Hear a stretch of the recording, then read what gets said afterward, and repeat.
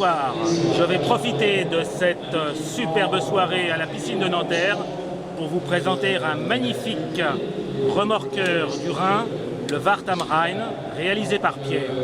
C'est une maquette de concours qui est en plus navigante. Pierre, pourrais-tu me détailler ce magnifique bateau et notamment sa machinerie, parce que je la connais, elle est extrêmement complexe.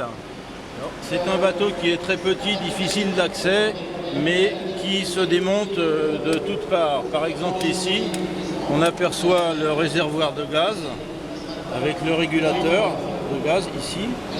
Ensuite, on va passer à la machinerie. Donc on enlève cet ensemble-là. D'accord. Il n'y a rien de clipsé, tu peux le soulever sans... On peut le soulever facilement. Donc on trouve une classique machine à vapeur avec un bicylindre oscillant. Qui vient de chez qui? Qui vient de chez Maxwell Emmons. Et ce bicylindre oscillant a une particularité, et on démonte encore un petit morceau là. On aperçoit une pompe, et cette pompe est verticale.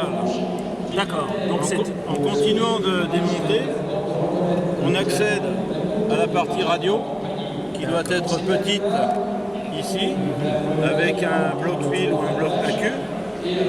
Si on continue sur l'arrière, on enlève les claire-voies et on aperçoit un cerveau de direction tout simplement. On peut continuer de démonter, on enlève cette partie-là et on voit le guignol de safran.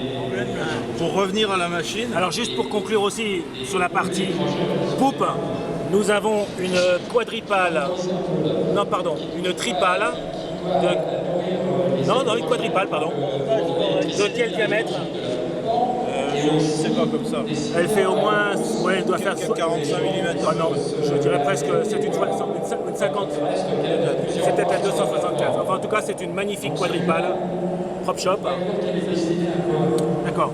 Je crois d'ailleurs que ce bateau est celui qui fait la publicité pour Dings Marine quand on est sur les forums ou sur internet, non? Oui, absolument. C'était le tout premier Wart am Rhein. Ensuite, il est devenu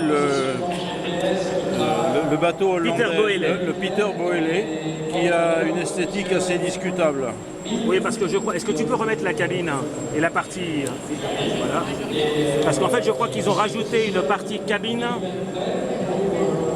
sur la partie avant ici, je crois. Hein. Voilà, tout à fait. Et ce bateau avait une particularité d'avoir une barre à roues horizontale sous une canopie. Ce bateau est vraiment très joli. Il est exceptionnel. Donc là, je remets la claire-voie. Il y a un ordre peut-être précis. Non, pas du tout. Hop, hop. Hop. Et alors, pour les amateurs de sifflets, et entre autres magnifique. pour mon ami Raphaël, voici le sifflet d'origine de chez Maxwell. Je ne l'ai pas monté parce que ça me gênait un petit peu, mais autrement il est très esthétique. Mais en plus il est très fonctionnel parce que ce système est beaucoup moins sensible à la pression que nos systèmes à lame classique. Voilà, c'est un système qu'on peut retrouver sur les bateaux grandeur. En plus il a une autre particularité, ce bateau, c'est qu'il a un beaupré, ce qui est quand même assez rare, avec une magnifique encre. Est-ce que tu as une idée à quoi ça servait sur un bateau à, entre guillemets vapeur? Ça permet d'éloigner les étais et d'avoir un meilleur tirage. Et ça permet aussi surtout, c'est d'avoir l'encre à poste et facilement largable pour pouvoir en cas de difficulté s'ancrer dans un c'est vrai qu'on aurait pu mettre le sifflet ici, mais c'est pas top, c'est pas à poste. C'est pas terrible. Eh bien écoute, ce bateau est magnifique. Ce que je te propose, c'est le remettre en chauffe pour nous faire une petite démonstration. Et après, j'aimerais bien que tu me parles de ce magnifique ondé qui est derrière, qui mérite aussi peut-être un petit clin d'œil. Au revoir les amis.